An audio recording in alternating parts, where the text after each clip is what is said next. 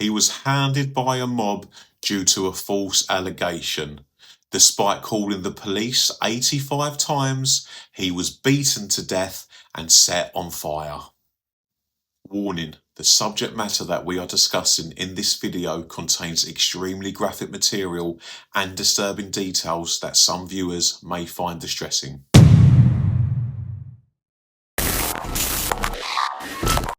Hello true crime fans and welcome to Behind the Yellow Tape. Today we focus on the horrific murder of Bijan Ebrahimi in Bristol, England in July 2013.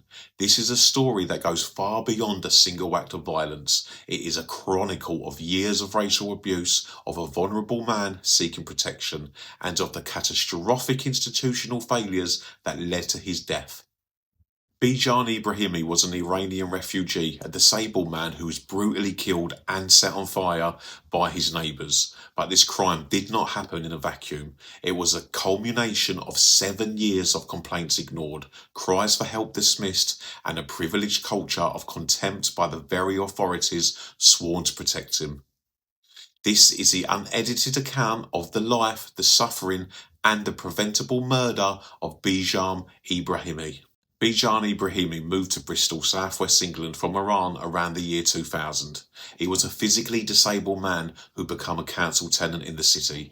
His life, however, was soon consumed by a relentless campaign of harassment and abuse from certain neighbours.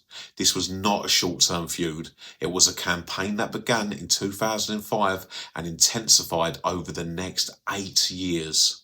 First significant complaint was in 2005, following an attack where boiling hot water was thrown over him, causing significant scalding injuries. He was relocated to a flat in Brislington, a neighbourhood in Bristol. The move offered no respite. By 2007, his home was subjected to an arson attack and the word pervert was dubbed on his front door. The source of this vile rumour, the false and catastrophic accusation that he was a child abuser, was likely rooted in an effort to delegitimise his complaints and demonise him within the community. In reality, Mr. Ebrahimi, aware that his complaints to the police were often dismissed, had taken to filming his neighbours' antisocial behaviour to provide undeniable evidence of the harassment he was enduring. This entirely understandable act of self-protection was twisted and used against him by his abusers. From 2007 and until his death in 2008, the volume of his cries for help is staggering. He made an astonishing 85 calls to the Avon and Somerset police. These were not minor grievances. They included 17 recorded allegations of assault, 7 of threats to kill, 5 of criminal damage, and countless instances of racist abuse. He even reported an act of cruelty against his cat. The official response, however, painted a different picture. The police did not treat him as a persistent victim of hate crime. Instead, internal documents and officer testimony later revealed that he was often viewed with contempt. He was deemed a liar, a nuisance, and an attention seeker. His calls were not recorded as crimes on at least 40 occasions. Rather than receiving protection, he was sometimes treated as the problem, eventually being handed an antisocial behaviour order, effectively flipping the victim and perpetrator roles. This lack of intervention, this systematic dismissal of a vulnerable disabled refugee's life or death pleas created the perfect conditions for the final fatal act. The final 72 hours of Bijan Ebrahimi's life, from Thursday the 11th of July to Sunday the 14th of July 2013, are a study in institutional abandonment. Everything he had feared for years was finally coming to pass, and the system he begged desperately for help repeatedly chose to turn its back.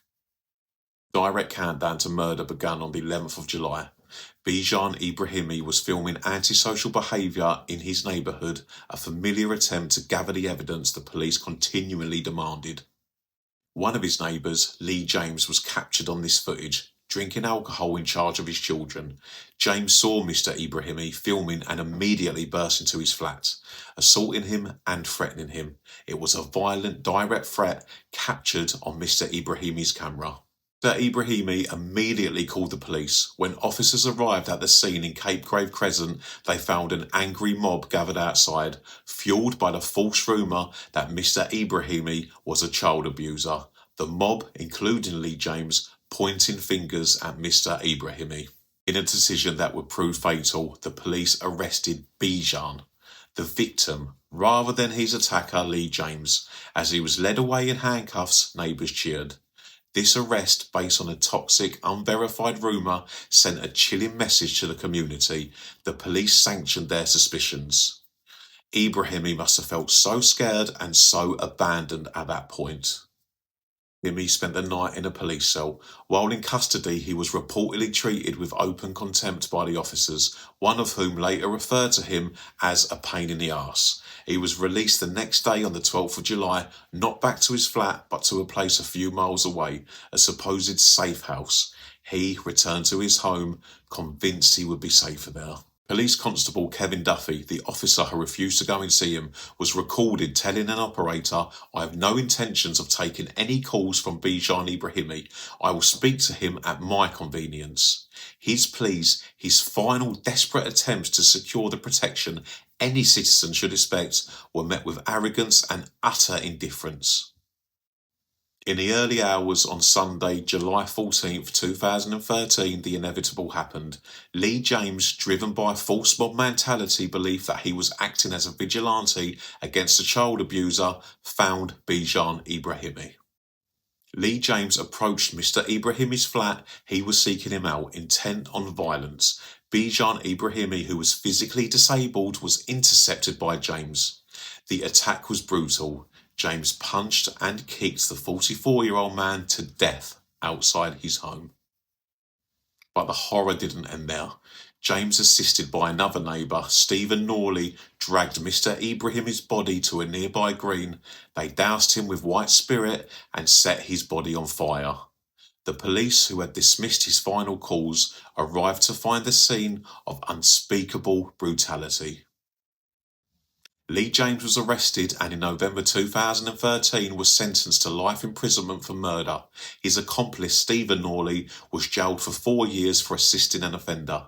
The crime itself was clear-cut, the evidence overwhelming, the perpetrators swiftly brought to justice. However, the legal ramifications of this case were only just beginning. The true crime, the systematic breakdown, involved the official bodies meant to have prevented this. The family of Bijan Ebrahimi refused to let the narrative stop at the convictions of the two local thugs. They fought for an inquiry into the actions of the police and the local council. The Independent Police Complaints Commission, or IPCC, launched an investigation into the police contacts with Mr. Ebrahimi spanning 7 years. Their findings were devastating.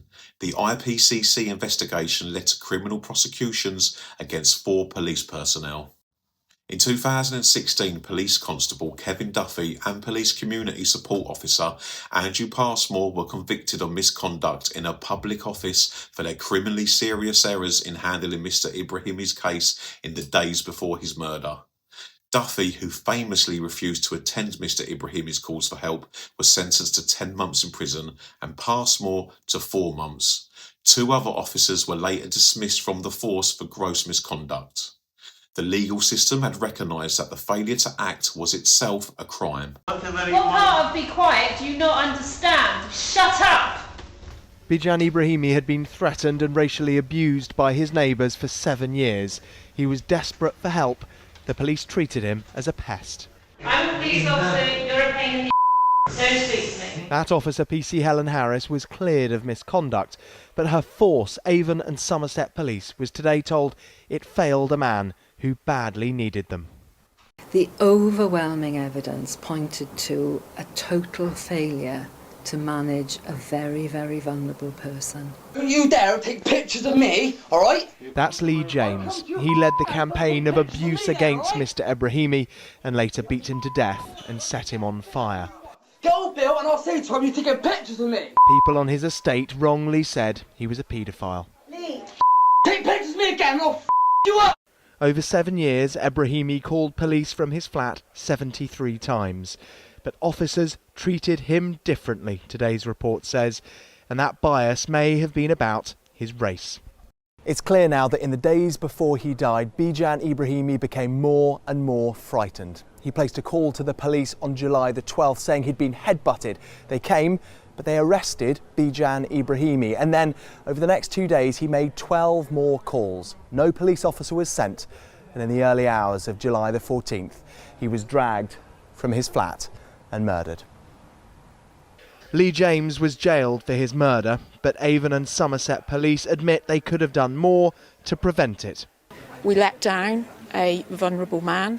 I'd like to take the opportunity in saying sorry unreservedly to the family of Mr. Ebrahimi. I've met them on a number of occasions, and I know it's very important for them, as well as for us, that we learn from what happened. Officers failed to recognise that in that estate, this man, a disabled refugee from Iran, was vulnerable. His sisters want to see change in his memory. We're deeply missing him, and that's why we have been fighting for his legacy during this time, to just keep his name alive, and he's always in our heart. His family said Bijan never lost faith in the police, that he believed he was in a country now where officers were there to protect people like him.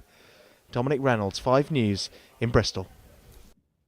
The conviction of James and Norley and the subsequent jailing of the police officers were significant, but the full truth of the Bijan Ebrahimi case was laid bare by 2 major independent reviews: the IPCC report in 2017 and the multi-agency learning review commissioned by the Safer Bristol Partnership.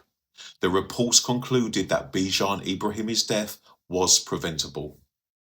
The conclusion of both reviews was damning. Bijan Ebrahimi was let down by institutional racism within both Avon and Somerset Constabulary and Bristol City Council.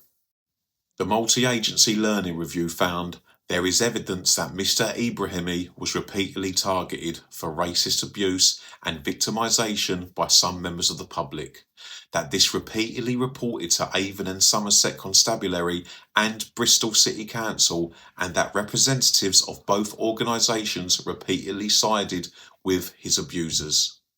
It stated that he had been treated consistently differently from his neighbours, to his detriment, often due to racial bias.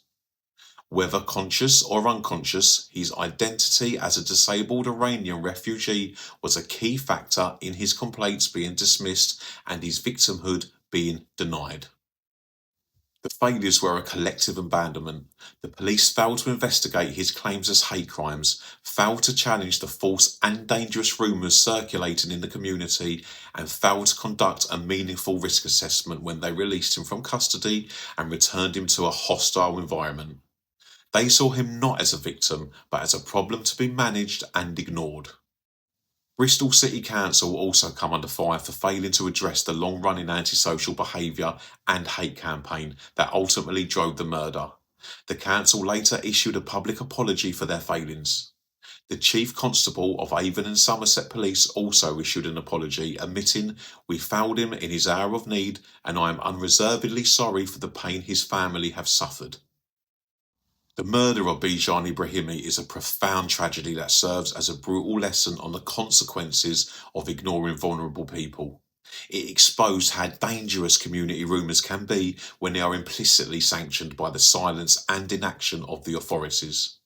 It proved that the prejudice, whether conscious or institutional, is not a minor failing, but a matter of life and death. The system that was designed to protect him instead ensured he was isolated and left undefended against the mob. Bijan Ebrahimi was a victim of crime, but more accurately, he was a victim of a system that decided his life, his safety and his truth didn't matter. His death on the 14th of July 2013 stands as a chilling reminder that institutional failure can be just as deadly as the hand that ultimately delivers the final blow. Thank you for listening today, and remember, stay behind the yellow tape.